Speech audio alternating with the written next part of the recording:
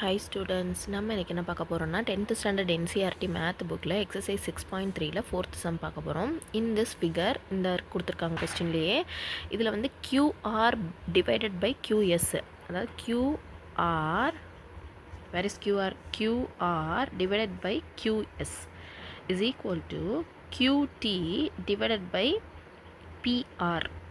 First என்ன எழுதியிருக்காங்க QR first இந்த ஃபுல் லென்த்தையும் இந்த ஸ்மால் லென்த் கியூஎஸ் வச்சு டிவைட் பண்ணுற வேல்யூவும் that is equal to the whole length கியூடியை ஸ்மால் லென்த் பிடி வச்சு டிவைட் பண்ணுறதும் ஈக்குவல். We need to prove that both are equal. Already they gave that. அப்போ என்ன எழுதணும்னா angle 1 is equal to angle 2. Where is angle 1? This is angle 1 and this is angle 2. This is angle 2. இப்போ என்ன நம்ம we are going to prove that show that triangle PQS, where is triangle PQS? இங்கே இருக்கு PQS is similar to triangle TQR. இதுதான் நம்ம வந்து prove பண்ண போகிறோம். இதுவும் கொஞ்சம் லிட்டில் லார்ஜ் சரியா. ஃபஸ்ட்டு என்ன எழுத போகிறோம்னா ஃபஸ்ட்டு கொடுத்துருக்க கிவன் டீட்டெயில்ஸ்லாம் என்னென்ன ப்ரூவ் பண்ண போகிறோம், என்னென்ன கிவன் டீட்டெயில்ஸ் அதெல்லாம் எழுதிக்கலாம். First given that QR divided by QS is equal to QT divided by PR, this given detail, and angle 1 is equal to angle 2. To prove that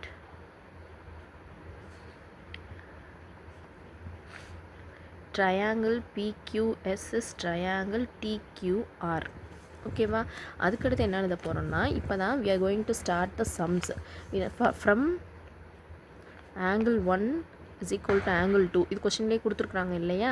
அப்போ என்ன எழுதலாம், இதை வச்சுக்கிட்டு we can say that PQ is equal to PR. அதாவது angle 1ம் angle 2ம் ஈக்குவல்னு கொடுத்துருக்காங்கன்னா அப்போ PQவோட வேல்யூவும் the value of PQ is equal PRோட வேல்யூவும் ஈக்குவல் அப்படின்னு எழுதுகிறோம் சரியா.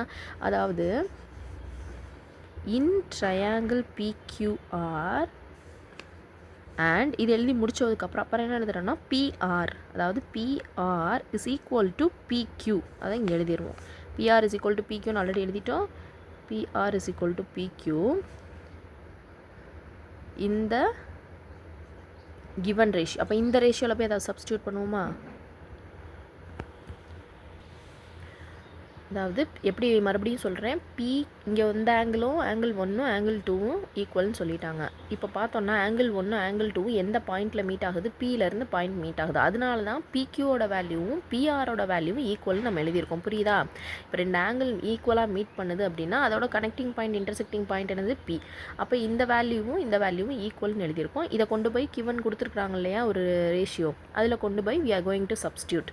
அப்போ சப்ஸ்டியூட் பண்ணோன்னா என்ன கிடைக்கும், இந்த வேல்யூவை இங்கே QR அப்படியே இருக்குமா, QR அப்படியே வச்சுட்டு கீழே வந்து QS அப்படியே இருக்கும், மேலே வந்து QT. இந்த வேல்யூக்கு பதிலாக PRக்கு பதிலாக இங்கே என்ன போட்டுக்கலாம், PQ அப்படின்னு போட்டுக்கலாம், PQ. ஓகேவா. இது வந்து ஸ்டெப் 1 வச்சுக்கோம். இப்போ இது வந்து ஸ்டெப் 2 செய்ய போகிறோம்.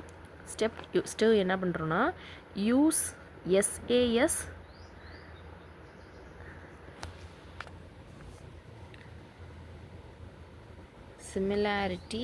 Similarity criterion. புரியுதா. அப்போ இந்த ரெண்டு ட்ரையாங்கிள் என்ன க்ரைட்டீரியன் யூஸ் பண்ண போகிறோம், SAS சிமிலாரிட்டி எழுத போகிறோம்னா இது ரெண்டு சைடும் ஒரு ஆங்கிளையும் நம்ம இந்த இடத்துல யூஸ் பண்ணியிருக்கிறோம். அப்போ இன் triangle PQS and triangle TQR. இப்போ ரெண்டு ட்ரையாங்கிள் இருக்குது.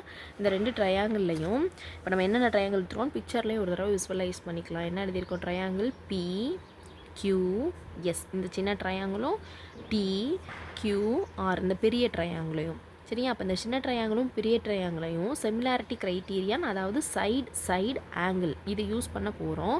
யூஸ் பண்ணி இப்போ என்ன செய்ய போகிறோம் அப்படின்னா நம்ம ரேஷியோ எப்பயுமே எழுதுவோம் இல்லையா, ஞாபகம் இருக்கா போன சம்மில் எழுதுனது. லாஸ்ட் சம்மில் we use that QR is equal to QS is equal to QT divided by PQ. இது எப்படி எழுதியிருக்கோம் இந்த பிக்சரில் பாருங்கள்.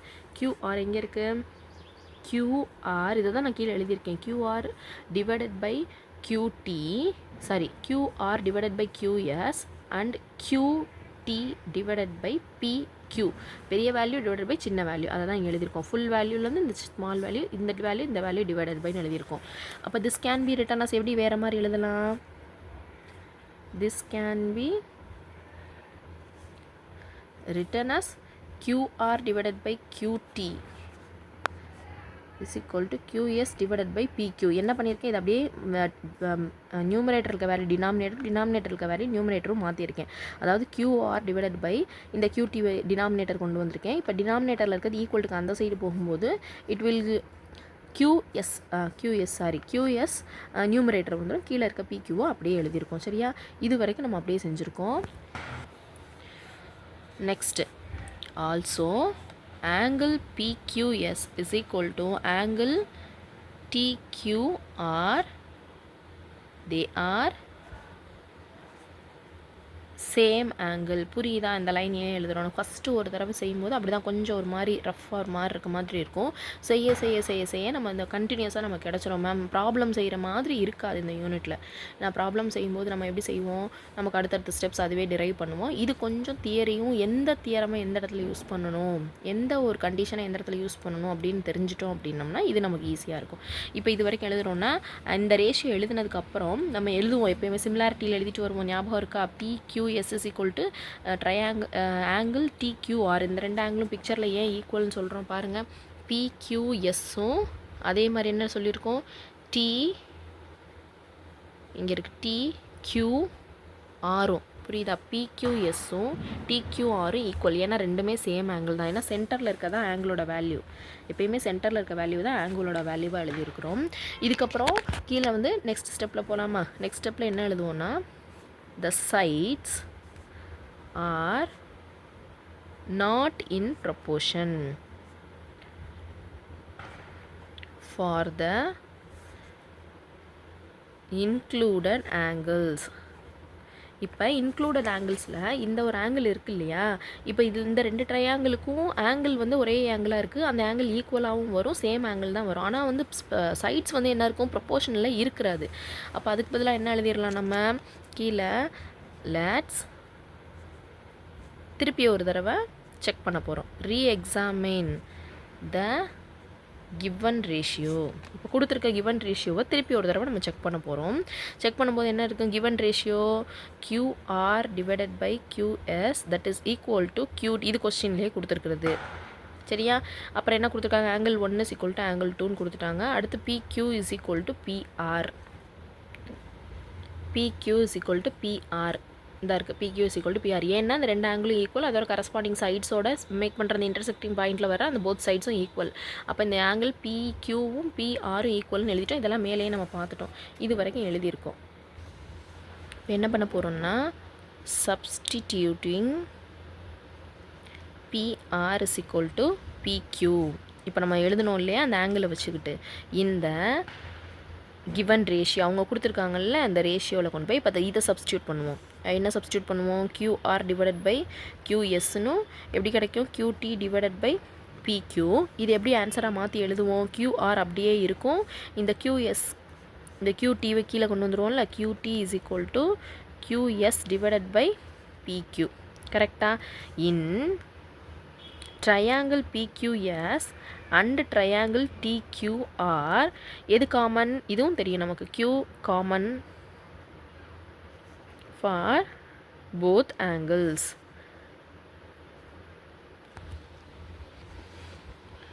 So the ratio of the sides எப்படி வரும், ratio of the sides எப்படி வரும், PQ divided by TQன்னும் அண்ட் QS divided by QRன்னு வரும்.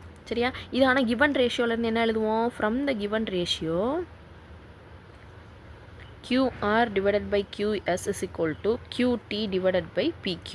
அப்போ இதை எப்படி எழுதலாம் நம்ம, கீழே பார்த்தீங்கன்னா PQ divided by QT அப்படியே ரெசிப்ரோக்கல் எழுதுகிறோம், QS divided by QR.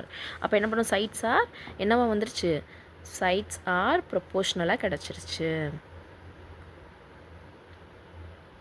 So என்ன எழுதிட்டோம், triangle PQS is similar to triangle TQR by SAS similarity criterion. இது ஒன்றுமே கிடையாது. மறுபடியும் ஃபஸ்ட்லேருந்து நம்ம பார்ப்போம் ஒரு தடவை. இதெல்லாம் நமக்கு கிவன் டீட்டெயில்ஸ் தான் எழுதியிருக்கோம். இதெல்லாம் வந்து கிவன் டீட்டெயில்ஸ் நம்ம அதை யூஸ் பண்ணி ஆங்கிள்ஸ் 2 ஆங்கிள் ஈக்குவலாக இருந்தால் அது காமனாக மீட் பண்ணுற சைடு 2 ஈக்குவல்னு சொல்லிட்டு இதை கொண்டு போய் அதில் அப்ளை பண்ணி வச்சுருக்கிறோம். இதில் இருந்தால் மெயின் ஆன்சர் ஆரம்பிக்கிறது ஸ்டெப் 2லேருந்து. இங்கே யூஸ் பண்ணுற 2 ஆங்கிளை பாருங்கள், ட்ரையாங்கிள் PQSும் ட்ரையாங்கிள் TQRும் யூஸ் பண்ணுறோம். அப்போ பேக் சைடில் செகண்ட் ஸ்டெப்பில் சேம் ட்ரையாங்கிள் PQSும் TQRும் யூஸ் பண்ணியிருக்கோம். ஆனால் இதுக்கடுத்து நம்ம செஞ்சுட்டு வந்திருக்கோம் இல்லையா, இங்கே QR divided by QS equal to QT by PQன்னு இதில் இருந்தால் நமக்கு இந்த ஸ்டெப்லேயும் அந்த பேக் சைடில் இருக்கிறதுலேயும் கொஞ்சம் சின்ன டிஃப்ரென்ஷியேஷன் தான் வருது, வேறு ஒன்றுமே கிடையாது. ரொம்ப ஈஸி. பார்க்க இன்னும் இவ்வளோ பெருசாக இருக்கே, ஐயோ அப்பா கசகசன்னு இருக்கேன்லாம் நினைக்கக்கூடாது. It's very very simple. Same இங்கே என்ன எழுதுகிறோமோ அதே இதை மட்டும்தான் ஒரு சின்ன சேஞ்ச் பண்ணி தான் அங்கே எழுதியிருக்கோம், வேறு ஒன்றுமே பண்ணலை. நம்ம பேக் சைடில் பார்த்தோம்னாலும் அப்படி தான் இருக்குது. சேம் 2 ட்ரையாங்கிள் எழுதியிருக்கோம். Q காமன் ஃபார் போத் ஆங்கிள்னு எழுதிட்டோம். அந்த ரேஷியோவை எழுதியிருக்கிறோம். ரேஷியோவை எழுதிட்டு நம்ம கொடுத்துருக்க கிவன் ரேஷியோ எழுதியிருக்கோம் இல்லையா, அது 2ல் என்ன பண்ணியிருக்கோம் பாருங்கள், இது வந்து QR டிவைடட் பை QSன்னு இருக்குது. இப்போ இங்கே வந்து PQ divided by QT QS divided by QRன்னு கொண்டு வந்திருக்கோம். ஒன்றுமே டெரிவ் பண்ணல. ஒன்று இங்கே இருக்கிறது ரெசிப்ரோக்கல் நியூமரேட்டர் டினாமினேட்டர் இதை மட்டும்தான் மாற்றி எழுதியிருக்கிறோம். நம்ம சைடு